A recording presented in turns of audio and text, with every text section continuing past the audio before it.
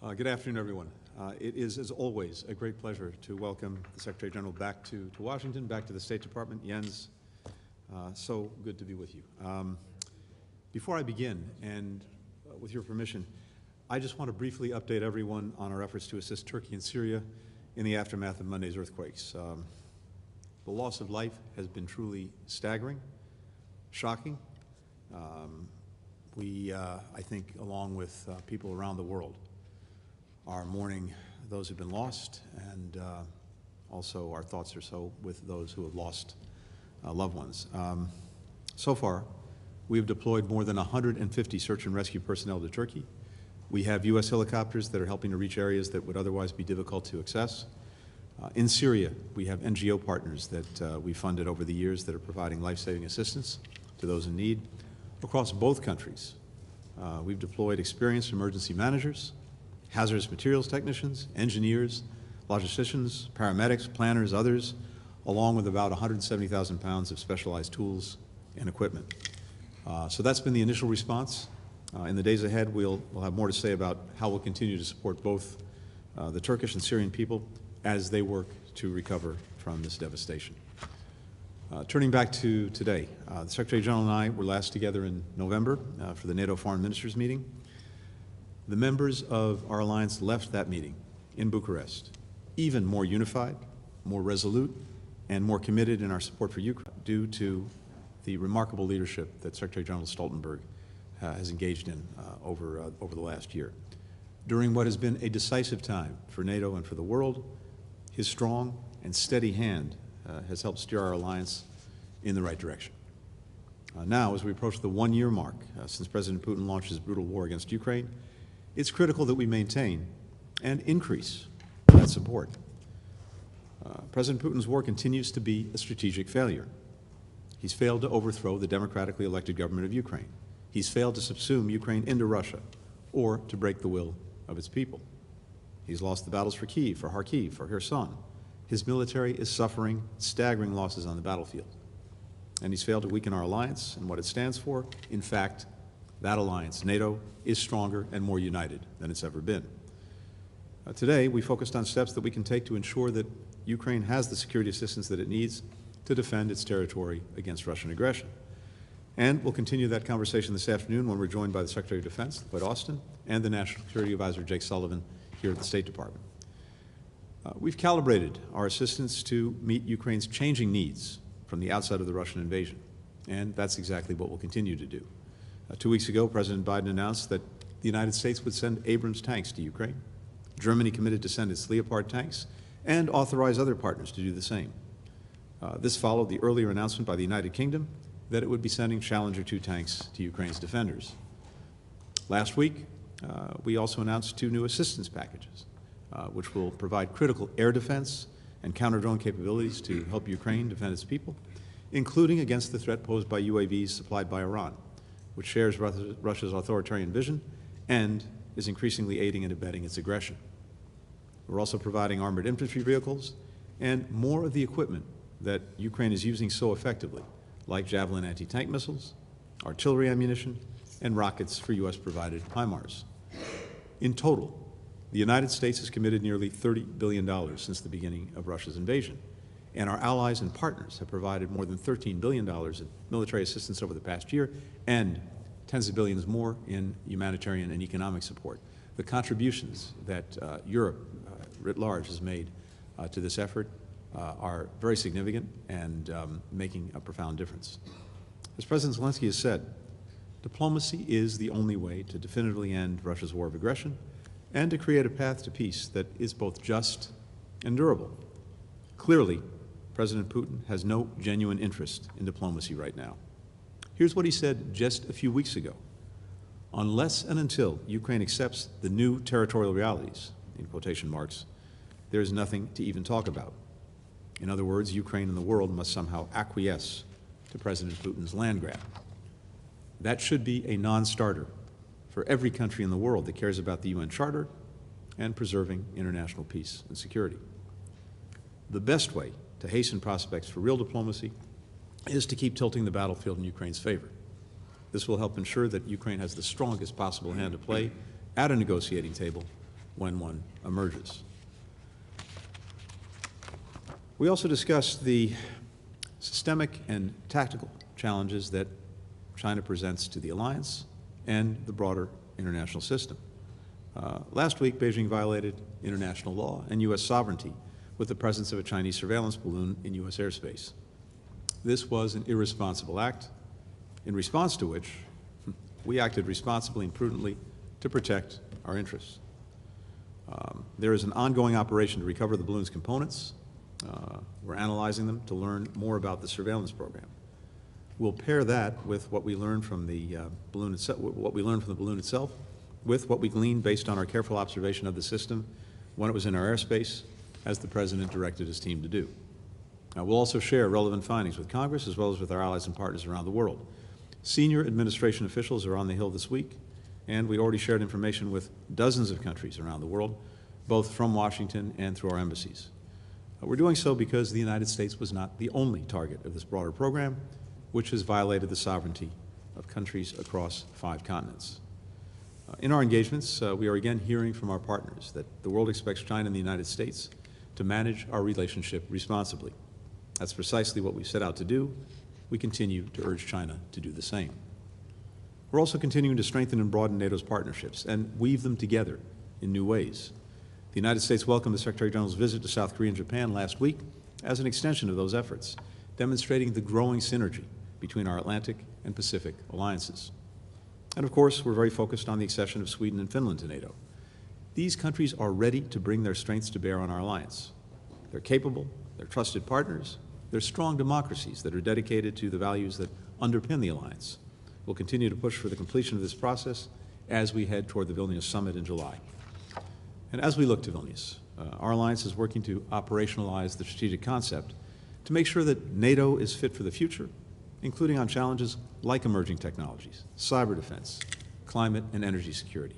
These were all significant achievements under the leadership of Secretary-General Stoltenberg in bringing forward and having approved a new strategic concept for the alliance to reflect the realities of the moment we're living in and to project what we need to do into the future. So, it's a busy time, but we're confident about what our alliance can achieve. Confident because of the great unity that we've shown again and again over the last year, and confident because of the shared purpose we bring to the year and the years ahead. With that, Jens, over to you. Secretary Blinken, dear Tony, it's great to be back in Washington and to be together with you again. I would like to start by commending President Biden and the United States for providing such strong leadership at a time when we face the most serious security crisis in a generation. And thank you, Tony, for your personal commitment and your leadership on every issue related to NATO and the vital bond between America and Europe. Unwavering American leadership and bipartisan support have ensured that NATO allies are united like never before. And our unity makes a real difference. President Putin launched his illegal war or aggression almost a year ago. Since then, NATO allies have provided unprecedented support for Ukraine. Around $120 billion in military, humanitarian and financial assistance. As the biggest ally, the United States is playing an indispensable role in supporting Ukraine. European NATO allies and Canada have stepped up as well, contributing over half of the overall assistance, including tanks, advanced air defense systems, and other military equipment. Europeans have also welcomed almost 5 million refugees from Ukraine, applied unprecedented sanctions, and decoupled from Russian gas and Russian oil. This shows how much we can do when Europe and North America stand together. Today, we discussed the situation in Ukraine. Putin started this war of aggression, and he can end this war today by withdrawing his troops from Ukraine and coming to the negotiating table. But regrettably, we see no sign that Russia is preparing for peace. On the contrary, Moscow is preparing for new military offensives.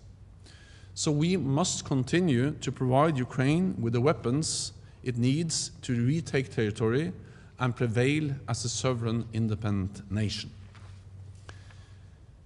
If Putin wins, it will be a tragedy for Ukraine, but it will also be dangerous for all of us.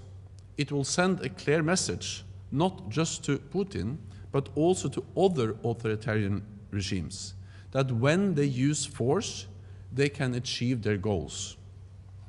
That will make the world more dangerous and all of us more vulnerable.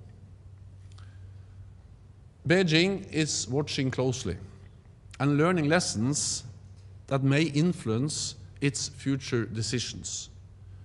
So what happens in Europe today could happen in Asia tomorrow.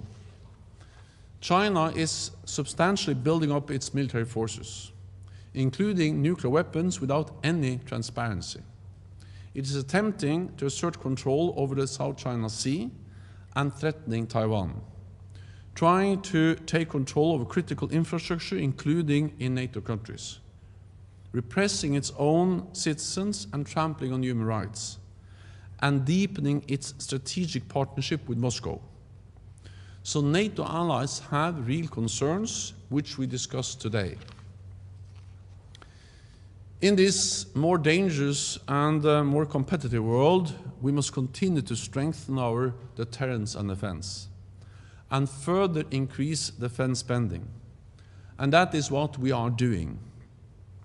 In 2014, under the Obama-Biden administration, all NATO allies agreed the defense investment pledge. Since then, we have seen 8 consecutive years of increased defense spending across Europe and Canada, with an additional $350 million extra US dollar spent. More countries are now spending at least 2% of GDP on defense, and I expect that trend to continue. Today, we also discussed the importance of completing Finland and Sweden's accession to NATO. At the Madrid summit last July, all allies made a historic decision to invite both countries to join NATO. All allies have signed the accession protocols, and 28 allies have already ratified the agreement. Finland and Sweden are now being integrated into the civilian and military structures of our alliance. This has already strengthened their security, and it is inconceivable that allies will not act should Finland or Sweden come under pressure. It is important that we conclude this membership process as soon as possible. This will strengthen the security of all allies. So, Secretary Blinken, dear Tony, thank you again for your strong personal commitment and for the extraordinary leadership of the United States as we face global challenges together. Thank you. We'll now turn to questions. We will start with Leon Bruno of the AFP.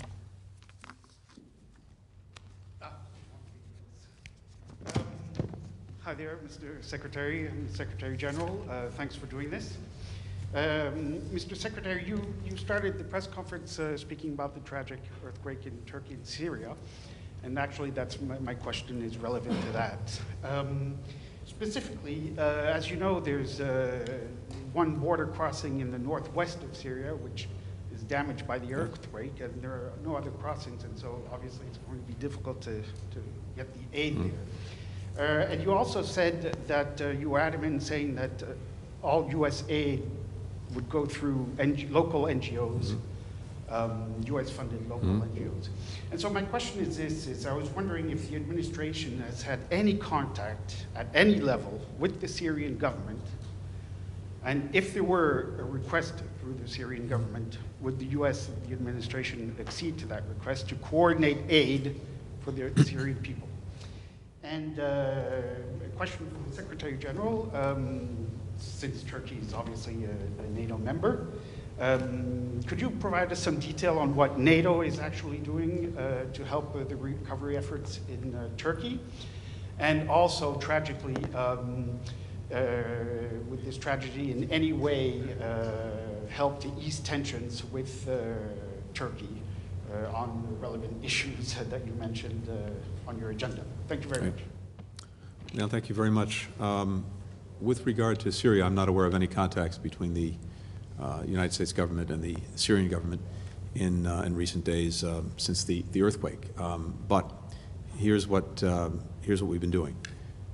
If you go back to 2011, we provided more than $15 billion in assistance to the Syrian people through NGO partners, international NGO partners, partners on the ground in Syria. We're a leading provider of humanitarian assistance to Syria, to the Syrian people, not to the government. And working through these partners, we've tried to make sure that the assistance gets to where it's needed. And that's the people who are affected by the horrific war that Assad has waged on his own people since 2011. And now, in the case of the earthquake, to people affected by the earthquake. You're exactly right that there is one crossing that allows assistance to get into Syria from the outside, and that was disrupted by the earthquake. It's exactly why we have been fighting every single year, not only to preserve that crossing, it's authorized, as you know, by the United Nations, but to get additional ones so that if a crossing was taken out of action, there would be other places that people could get humanitarian assistance in. And of course, year after year, Russia has sought to block those crossings or to limit them. And that only compounds the tragedy that people in Syria are now experiencing. Just a couple of hours after the earthquake, we sent out a call from the NATO headquarters to all NATO allies to provide immediate support to help Turkey with the consequences of the devastating earthquake. And I welcome that allies have stepped up and are now providing different types of support. Of course, the US, as Secretary Blinken mentioned, has already provided a lot of support, but also other allies are stepping up, and that's the continued message from NATO, is that we should support Turkey, a valued and important NATO ally, where we see human suffering and the devastating consequences of the earthquake. And of course, allies have also expressed their deepest condolences, it is heartbreaking to see all the suffering, but also to see how people and allies are now stepping up to provide as much help as possible. Tova Virogas, NRK.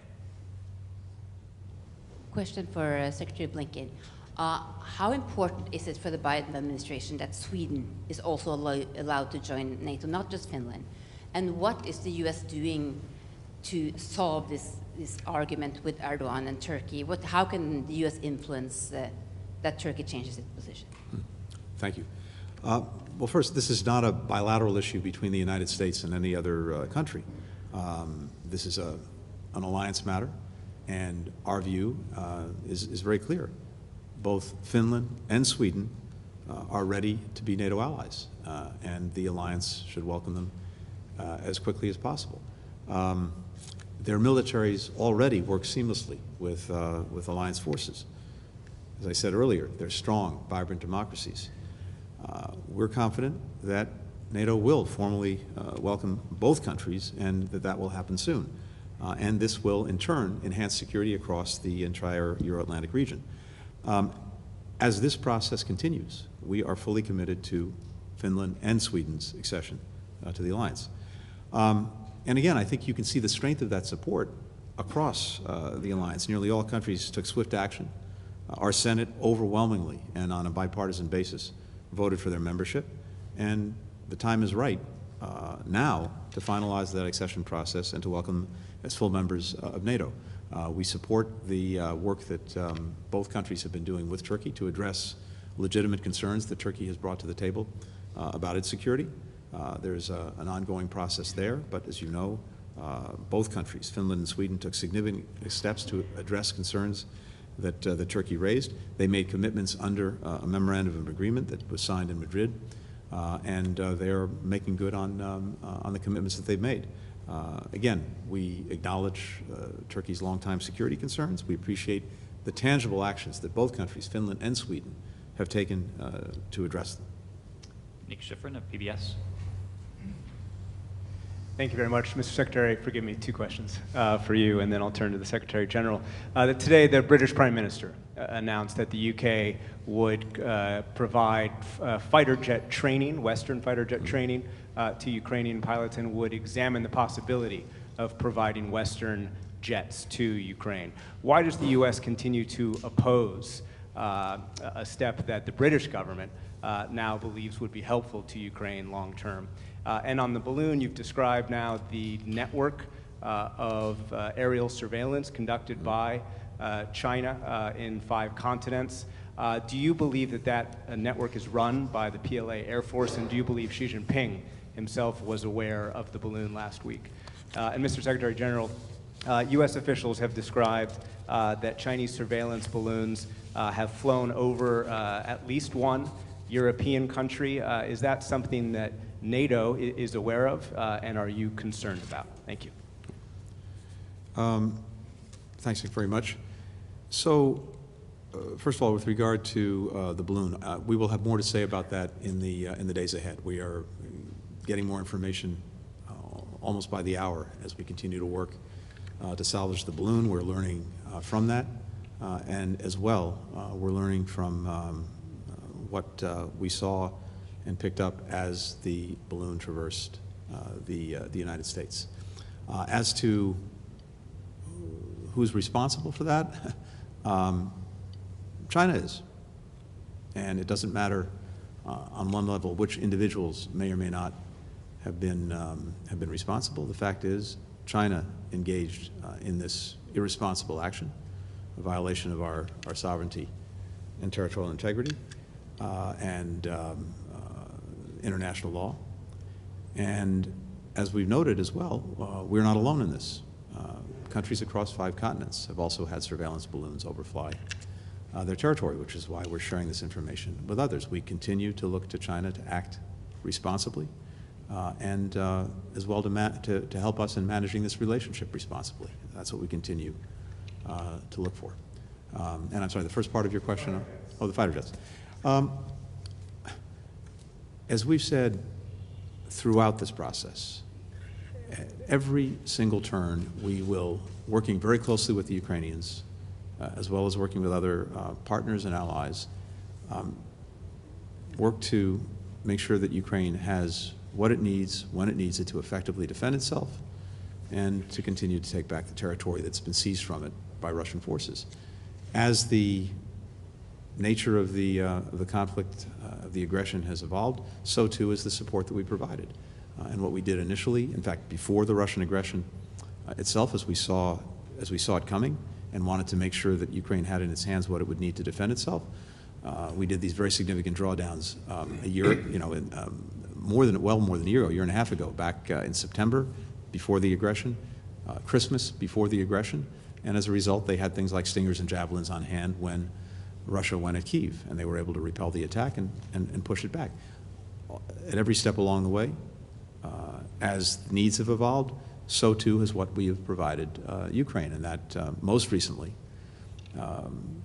took place with the decision to provide the Abrams tanks, and of course Germany providing the Leopard tanks, and other Europeans doing the same. We've also been very clear all along that what's vital is not just a particular weapon system, a piece of equipment. Equally important is the ability of Ukrainians to use it effectively, and that requires, in some cases, significant training. Equally important is the ability to maintain it. And then finally, all of that has to be brought together in in a coherent strategy. All of those elements are important.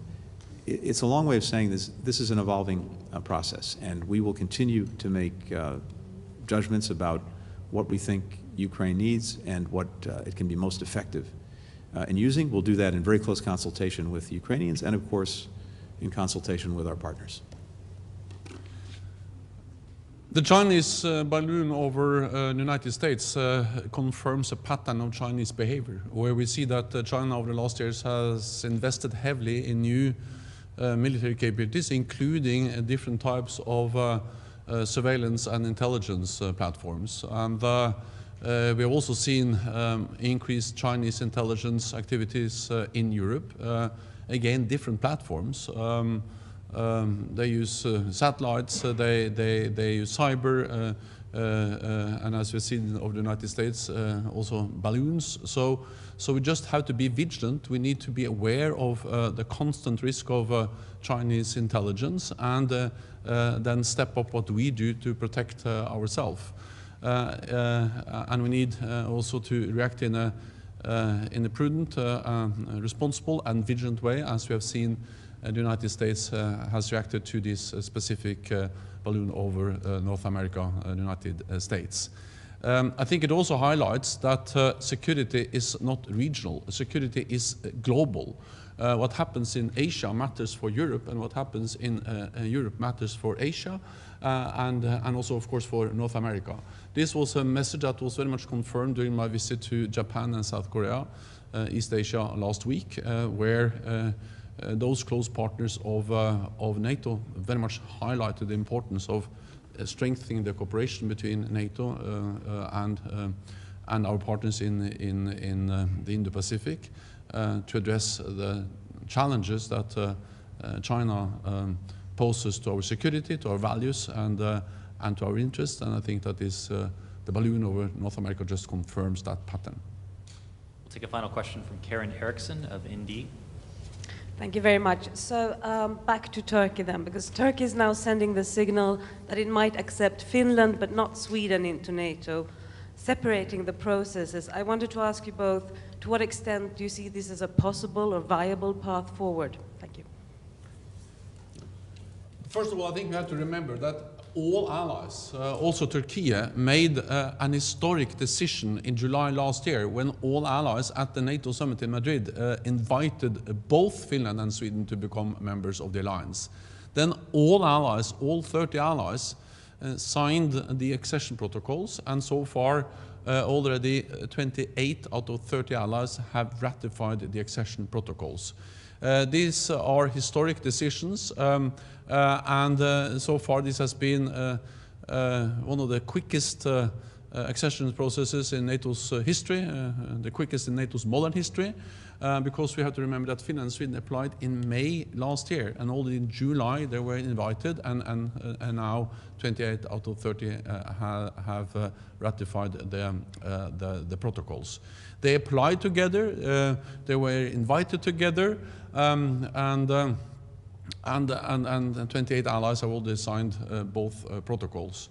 I think it's important that we recognize the importance both for Finland and Sweden, but also for the whole alliance, that they become a member, that they will become members as quickly as possible. As part of the decision in Madrid, Finland, Sweden, and Turkey signed a joint memorandum on how to step up cooperation, not least in the fight against terrorism. Finland and Sweden have delivered on their commitments under that memorandum. I also expressed that view in my meetings with the Turkish leadership. So I'm confident that both will become a member, but I'm not ready to go into exactly when that will happen. What he said. Thank you, gentlemen. Thank you.